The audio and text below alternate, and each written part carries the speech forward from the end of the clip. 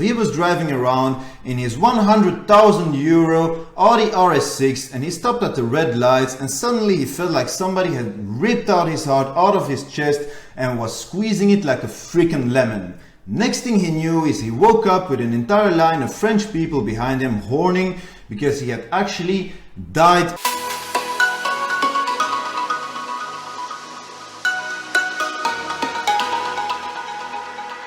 What's up folks, it's Uranus from Brussels. Welcome to another video. So I love cars and I love fitness, and that is exactly what this man is all about. Today's video is about GMK or GMK for the French. He's a very famous French YouTuber. He's actually from Monaco and they have a bit of money down there, and he's making videos about supercars. Like, we're talking about all the good stuff: Ferraris, Lamborghinis, Bugattis, legends like the F-140, Ford Mustang Aligno. If you're a car guy, you're probably getting half a hard on right now. However, not too long ago, he almost died of a massive heart attack behind the steering wheels of one of his supercars at the red light, because it turns out he was on massive dosages of anabolic steroids like the world famous Trenbolone. So let's look at how his heart stopped behind the steering wheel of a car most men can only dream about. So first of all, GMK is 29 years old and he is built like a freaking horse. The guy is 2 meters high and he averages about 130 kilograms, and he is jacked as fuck. He regularly shares videos of him working out with really heavy weights. He might not be the most aesthetic looking influencer out there. He leaves that to the cars, but with his height and his massive physique, he is impressive nonetheless. It's always quite entertaining watching a guy that's 130 kilograms and 2 meters high getting in or out of little supercar seats. He's quite a celebrity in France. It helps when you get pulled over by the cops. It also helps when you have almost 2 million followers on YouTube and 3 million on Instagram. This guy is buying cars like I do groceries for chicken, and he is living the life, or so it appears on social media. So not too long ago he made a video titled "The Day I Almost Died." So he was driving around in his 100,000 euro Audi RS6 and he stopped at the red lights, and suddenly he felt like somebody had ripped out his heart out of his chest and was squeezing it like a freaking lemon. Next thing he knew is he woke up with an entire line of French people behind him horning because he had actually died in that car. His heart had stopped beating for what seemed like a minute. He felt like he had been sleeping for hours and his chest and his arms were really hurting. So he put the RS6 in sports mode and he drove to a French hospital where he learned he had a massive heart attack and he was lucky to still be alive.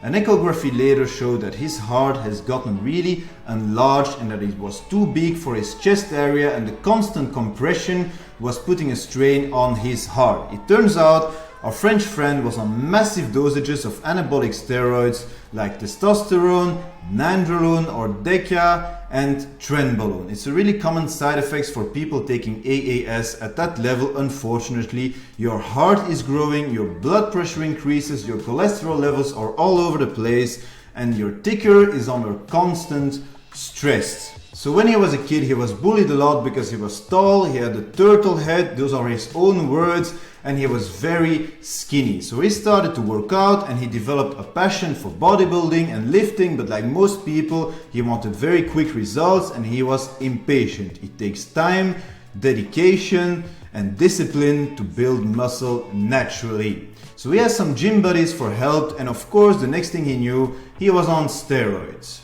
Now, he wasn't very smart about his approach because he just said, "Give me everything." So from the very start, from his very first cycle, he was on crazy dosages of trenbolone, testosterone, and deca or nandrolone on his very first cycle, of course without any blood work or without any medical supervision. So in a couple of months, in like 3 months, he gained massive amounts of muscles and he got up to 140 kilograms. However, he also said that he was tired all the time, he was nervous, he got aggressive, people around him told him that he had gotten crazy in the head also, and he thought he was unbeatable, like unstoppable. Nothing could happen to him. He got popular on social media, which didn't help, of course, medically. He was the big French guy in the supercars. Of course, he got addicted to those effects and he wanted to get even bigger and bigger and bigger. Ultimately, his goal was to get to 160